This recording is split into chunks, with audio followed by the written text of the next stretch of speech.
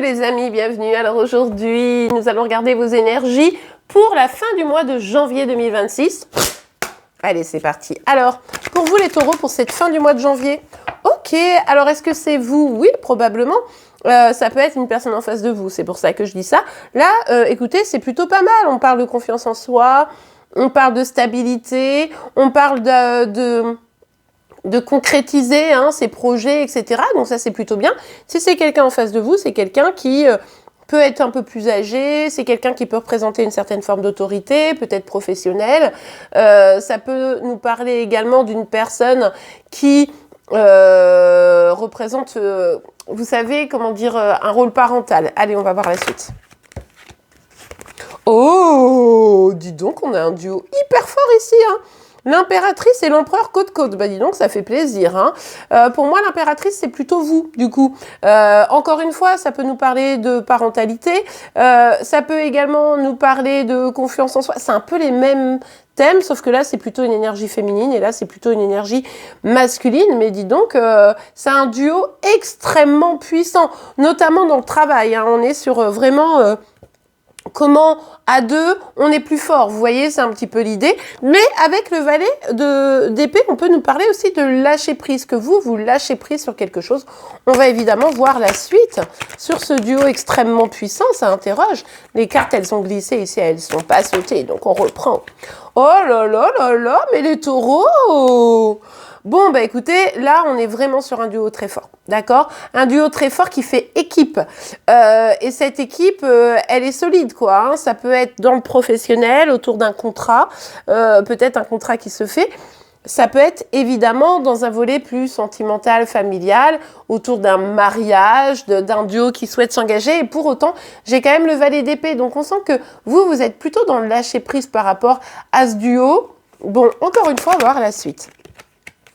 Ah, ok. Bon, alors, ici, les amis, on nous parle d'un lien, d'accord, d'un duo très fort, mais on me parle d'un manque. Donc moi, je pense qu'il y a quelqu'un qui a bien lâché prise, vous, ou peut-être la personne en face de vous, on va pas chipoter, ça peut être vous, mais il y a quand même un manque par rapport à ce duo. Mais en même temps, le duo est tellement fort, c'est pas une personne que vous pouvez... oublier comme ça, vous voyez, quel que soit le domaine, même si là, ça laisse penser quand même peut-être à du sentimental, quel que soit le domaine ici, on voit bien que c'est un peu difficile, parce que oui, on lâche prise, mais il y a quand même du manque, parce que le lien était fort, très fort, il était vraiment une sorte de preuve de stabilité. Ouais, regardez, on me parle encore de l'engagement ici, hein. On me parle encore d'engagement, de duo, d'équipe, de faire équipe, donc d'un contrat. Encore une fois, hein, pour moi, c'était où vraiment limite, enfin je dis c'était, je parle un peu au passé parce que là, il y a le manque. Mais ça peut nous parler d'âme sœur, vous voyez, ça peut être vraiment aussi fort que ça. Comme ça peut aussi nous parler d'une équipe professionnelle. Vous me direz en commentaire dans quel team vous êtes, si c'est plutôt le boulot ou le sentimental. Alors, on a le valet de bâton. Vous vous dites, ok, bon, là, moi, j'ai besoin de lâcher un petit peu prise, peut-être parce que justement c'est trop fort, hein, pour certains, ou alors parce qu'il y a une distance qui s'est opérée malgré tout, mais vous avez quand même, c'est marrant parce qu'il y a le lâcher prise et l'envie de se relancer, donc probablement vous ne savez pas trop où vous en êtes. Qu'est-ce que je fais? Je laisse tomber ou je continue? Vous voyez, vous pouvez être un peu dans cette situation ambiguë. Vous sentez que le lien est extrêmement fort, mais d'un côté, vous dites « Ouais, je sais pas trop quoi faire là. Je suis un peu au milieu du gué. » Et là, on sent qu'il y a vraiment cette dynamique de « Est-ce que j'y vais ou est-ce que je laisse tomber ?» quoi. Vous voyez, vous me direz comment vous le vivez. Alors, on a la carte de la force ici. En tout cas, ce qui est sûr, c'est que vous, votre enjeu, c'est de ne pas vous laisser déstabiliser. Vous l'êtes, hein. On ne va pas se cacher, vous l'êtes parce que ce lien, il est intense, parce que ce lien, il est fort, parce que ce lien, il est source de construction. Et en même temps, parce qu'il y a quelque chose où vous dites... Là, il est temps pour moi que je lâche prise. Et en même temps, vous dites, ouais, mais si je lâche prise, la personne me manque, alors est-ce qu'il ne faut pas que j'y retourne? Vous êtes un peu paumé, quoi, on ne va pas se cacher. Bon, en tout cas, il y a un petit chemin, je vais de l'avant, quoi. Vous voulez quand même pas vous laisser déstabiliser, vous voulez quand même avancer. Donc là, c'est plutôt positif. Hein. Mais ouais, regardez, j'avance, mais je me sens bloquée. C'est un truc de fou, quoi.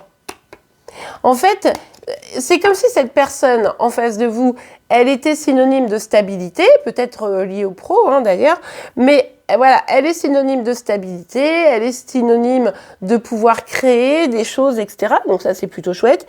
Et en même temps, elle est aussi synonyme de blocage, de nécessité de lâcher prise, de frustration d'une certaine manière, parce que bah, du coup, on a du mal à voir un petit peu où tout cela peut nous mener, parce que finalement, il y a une forme de distance puisqu'il y a un manque.